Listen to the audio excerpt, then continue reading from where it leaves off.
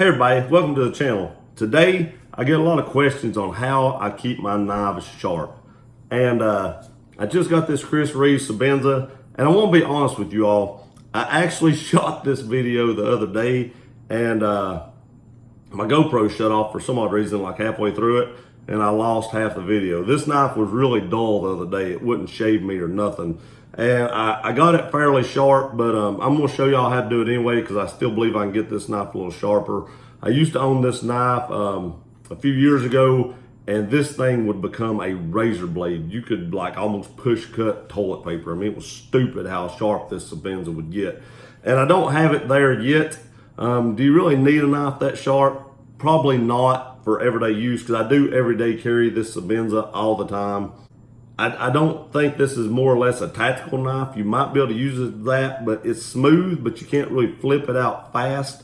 So I wouldn't consider this a tactical knife. I would consider this an EDC knife, but that review will come up later. So I do EDC this basically every single day. So let's get on with the video, what you come to see. So what I use is the Wicked Edge knife sharpening system. This is your system here. This is your clamps. These have degree increments on them, so you can slide them out, and this is what holds it in place. You can tighten these down right here. Since I did this video the other day, this is already set up for this knife, so I don't have to reset it up.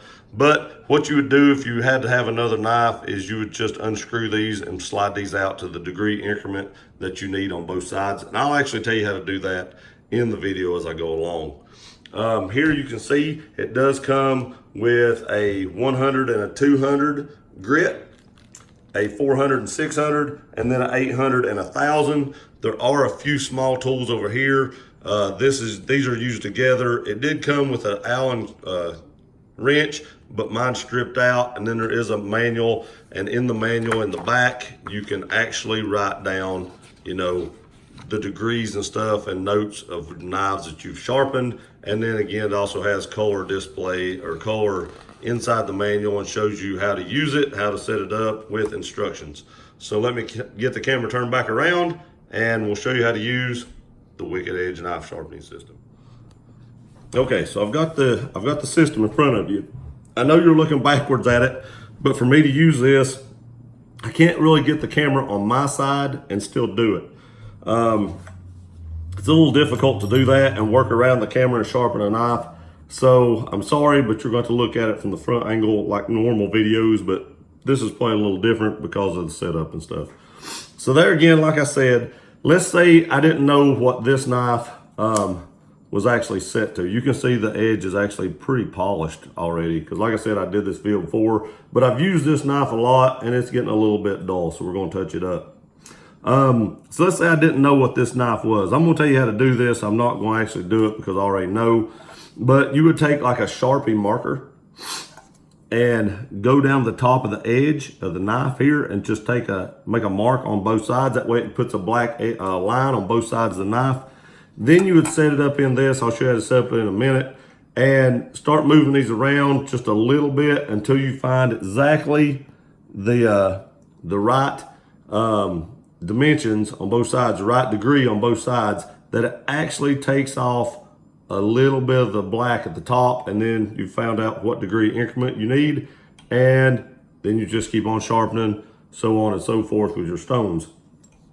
Now what I do is, let's see, where's the Chris Reeves? Right here is the Chris Reeves. I actually make notes in the book. So it says the Chris Reeves Insingo is set at 20. So that would be 40 inclusive. So you put 20 on both sides right here, and I tightened it down. Make sure these are good and tight. I've actually had these things come loose on me.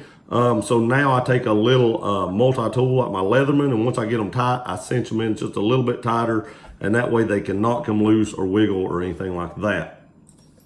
Next is you have this little bar here that has A, B, C, and there's little lines in between it. And what I say is like, A5, A and a half is what I do. So I'd say right here is A and a half.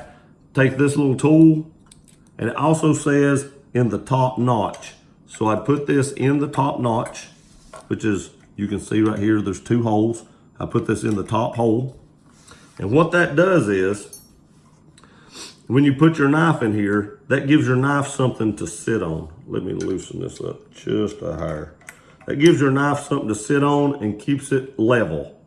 Now I want it at 8.5, and that's where my tip sits, is at 8.5. So about 8.5 is where I want it. I snug the top one down, not too snug, just a little bit snug to hold it. And then the bottom screw, which you can see right here, I snug the top screw, the bottom screw here, you tighten it down and it forces the clamps out and really cinches that knife in place. So I will actually, it doesn't actually, the top screw actually screws through the top piece. The bottom screw just puts pressure on the bottom piece so that it cannot wiggle. And there you go. And then sometimes I'll even take my camera and it has an angle finder on it, and I'll try to make sure that it's straight up and down. Make sure it's exactly the same degree, but I can eyeball this and this looks pretty good.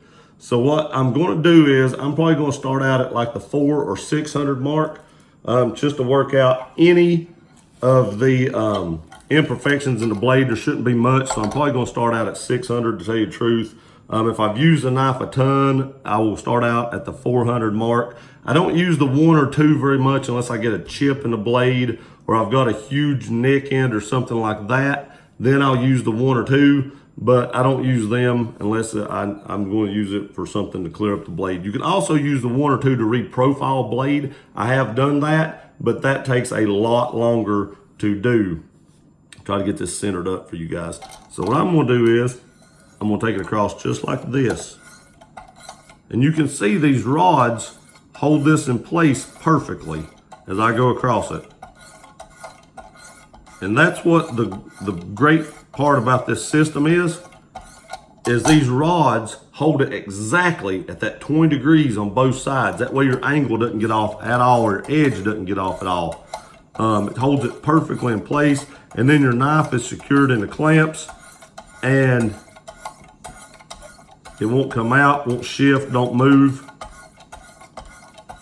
Now, the reason there's a bottom hole in this is if you have a big, tall, thick, like kitchen knife, you can put it in the bottom hole, and that way it's not sticking up so high. And it also comes with this little piece right here that if it's a long kitchen knife, I know you can't see that, you can set your blade in this and it'll keep it from flexing or bending also. But with regular pocket knives, you don't need this. And there again, I'm just going across it like so. I can turn it sideways so you can see it. You can see right there, I'm just going across the blade. I pulled the station off the side of the table a little bit, but that's all I'm doing. Now, anytime you sharpen a knife, you do take a little metal off of the blade. This will also help prolong your blade because keeping that angle and not, varying any from that angle keeps you from taking off more than you need to take off. Turn the camera up just a little bit so you can see a little bit better about what I'm doing. This system is not cheap. I don't want y'all to run out and say, hey, I'm gonna go get one of them right now, and then look at it and be like, holy crap. I did not buy this. I traded for this. What I paid for, or what the guy paid for it that I got it from, that is really sharp already. What he paid for it before, I don't know. Probably not, but now that I've owned one, I would definitely pay what these things cost. I'm thinking they're around $400 or $500. I've not looked in a while. You can buy replacement parts. They have upgraded versions of this that actually lock the knife in better, has more adjustment and stuff like that. But I don't do this professionally. I just do my knives, and I don't figure I need anything that crazy. You get in some serious money. That is stupid sharp right there. I mean, stupid sharp. So we're gonna hit it a few more times like this.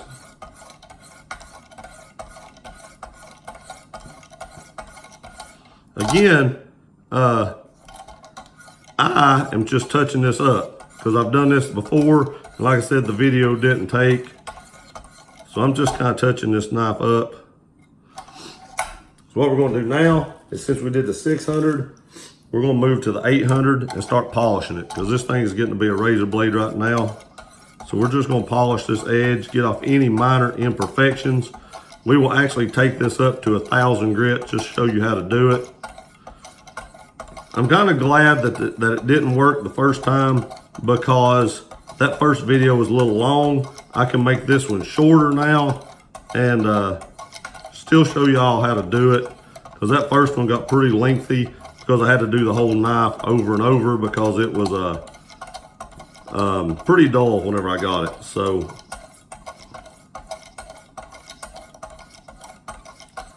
and also you want to keep the same pressure on both sides the best you can, because you don't want to work one side more than the other. So you kind of want to keep it the same. That knife is getting crazy sharp. The tip is the hardest thing to do on these. You can actually work the tip a little bit like this if you want to, and then work the other side like this. Because when you come off the end, you really got to be careful not to push one side or the other. You can kind of tell a difference on which side's smoother just by the sound.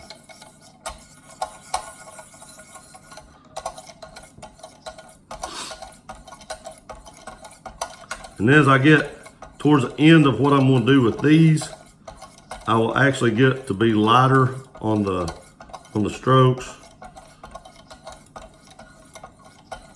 just even more.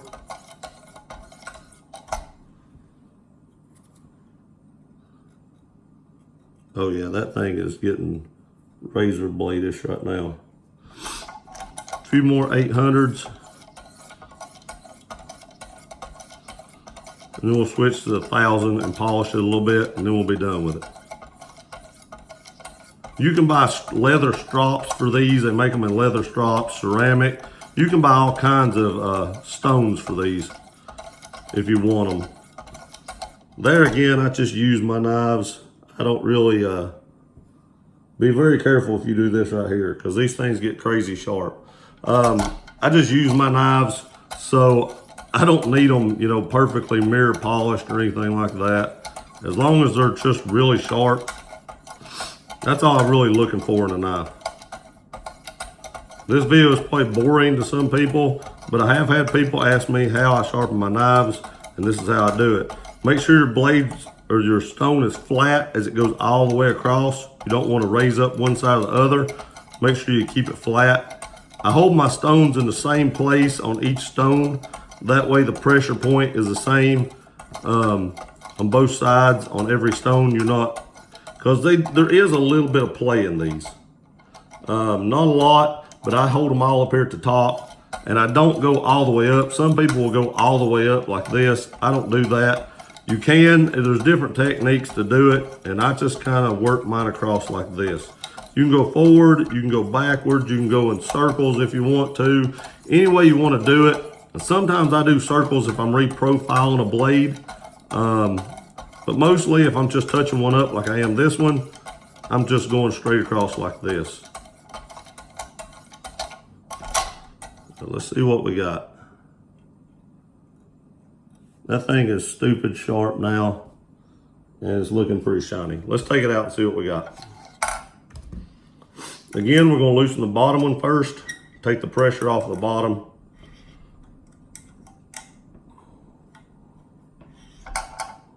And then we'll loosen the top one, and the knife comes out. All right, you can see right there how shiny that edge is. Now everybody wants to know, how sharp is it? All right, so you can see all the hair on my arm.